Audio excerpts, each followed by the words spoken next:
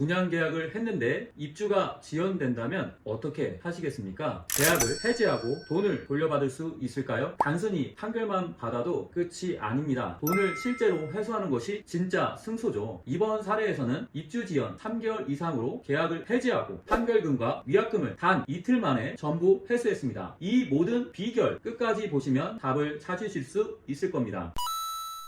안녕하세요. 저는 법률사무소 정금의 부동산 전문 변호사 박순배 변호사입니다. 오늘은 입주 지연으로 인한 분양계약 해지와 위약금 청구 사례에서 실제 금액 회수까지 성공한 사례를 소개하겠습니다. 이 사례는 단순히 계약 해지에 그치는 것이 아니라 실질적인 보상을 이끌어낸 점에서 특히 주목할 만합니다. 이번 사건의 주요 쟁점은 크게 두 가지였습니다. 첫째, 입주 지연으로 인한 분양 해제의 적법성. 둘째, 계약 해제 후 위약금 청구 가능성 여부입니다. 이 두 가지 쟁점을 법원에서 모두 인정받았고 심지어 신탁사까지 책임을 지도록 한 판결을 받은 사례입니다. 비슷한 상황이라면 이번 사례를 꼭 참고하시길 바랍니다. 의뢰인은 2022년 8월 피고들과 연립주택 분양계약을 체결하며 계약금과 중도금을 지급했습니다. 당시 계약서에는 입주 예정일로부터 3개월 이상 지연될 경우 계약 해제 가능이라는 조항이 명시되어 있었죠. 하지만 문제는 피고들이 약속을 지키지 않았다는 점입니다. 2023년 3월 말까지도 공사는 완료되지 않았고 심지어 시공사가 부도가 처리되어 공사가 중단된 상태로 방치됐습니다. 이 모든 상황이 의뢰인이 계약을 해제할 수 있는 요건을 충족했기 때문에 저희는 피고들에게 분양계약 해제를 통보하고 계약금과 중도금 반환, 위약금까지 청구했습니다. 법원은 다음과 같이 판단했습니다.